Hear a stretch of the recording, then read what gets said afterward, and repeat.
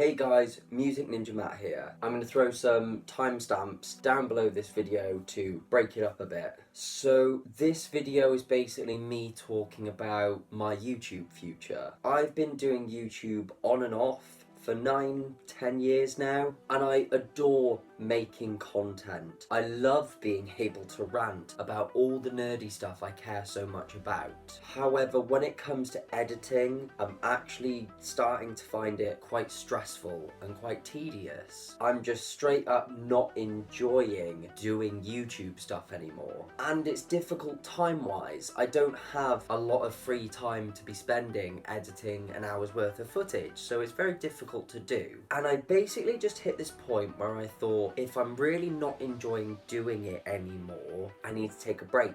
For so long, I've been trying to get everything up and going on YouTube. I've been looking at equipment. I've been looking at getting graphics made and music made. I knew I wanted a huge range of subjects on this channel, but I knew I couldn't be doing a video a day. So I originally tried to break it down into 3 shows. I was going to do a show on Tuesdays called Oddysee Broadcasts, which was my little bit of everything show. It could be unboxings, reviews, vlogs, taste tests. On Wednesdays, I wanted a show called Uphill Gaming, which of course would have been a gaming video. And then finally on Fridays, I wanted to bring back comic comments. But it would be a big new show. It would be comics that came out that week. It would be a comic book from the vault. And it would be all the nerdy news. When I realised this was going to be a struggle, I then thought of maybe just doing one show that would come out like a Tuesday, Wednesday, and it would just be the Music Ninja Mat show. And it would be everything I wanted to speak about from that week. So it would be done in that format. However, I was then having these huge hour-long plus videos, and just more and more I was struggling with it. But here's where I'm at with my plan. I wanted to know what would be a good last video to do, and the more I thought about it, the more I thought Spider-Man Far From Home. It's rounding out phase 3 of the MCU, and Marvel has been a huge thing that has driven me to want to do this channel, so I thought it only felt right that before I leave YouTube,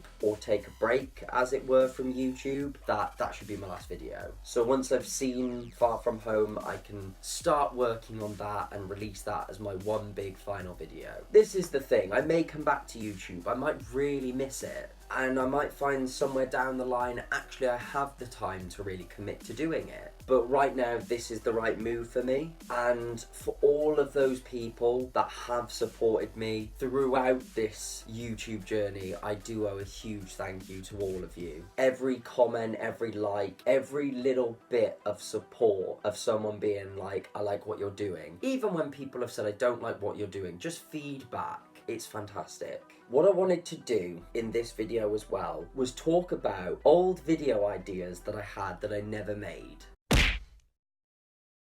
So I wanted to do a video which would have been my Amazing Spider-Man 3 pitch. It would have just been me coming up with an idea of how I would have framed the film so it led up to a big battle with the Sinister Six, and how I would have kept the scene in Amazing Spider-Man 2 of Peter's dad coming back, because I think that makes sense motivation-wise more for why he'd continue being Spider-Man.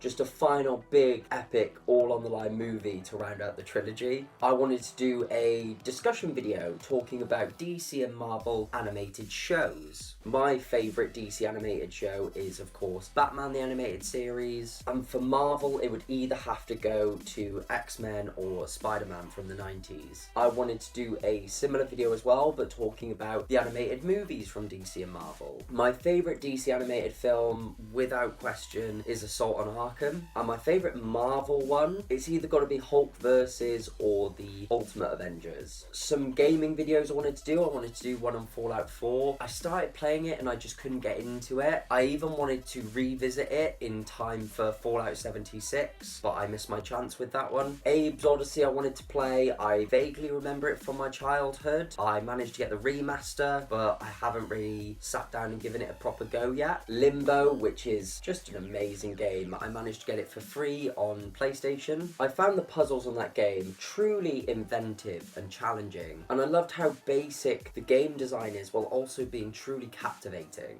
Agario was another one. It's a game like Slither as well. There's a few of them out there, but this was the one I was first introduced to. It's a very simple idea. It's hours of fun though, and it's all about trying to get on the leaderboards. And finally there was MouseCraft, which is another puzzle game. It's one of those ones where the first couple of levels you fly through it, but then the difficulty really does spike. It has you thinking more and more, where you've got to plan so many moves ahead. There were some books as well, some comic comments from the Vault books that I'd picked out. First up we've got Barb from Dark Horse. I've got a couple of issues in here. Barb is a bounty hunter / bar owner. It's written by Chris Warner and the pencils were done by Patrick Olith. I picked this up ages ago when I was just really getting into the swing of comics, and any new number ones I was just picking up. I wanted to try all different new comics. I just really fell in love with the action in the book, of Barb's attitude and her character. It's got a proper heavy metal feel to it, but it only ran for 8 issues, and then I'm assuming it got cancelled.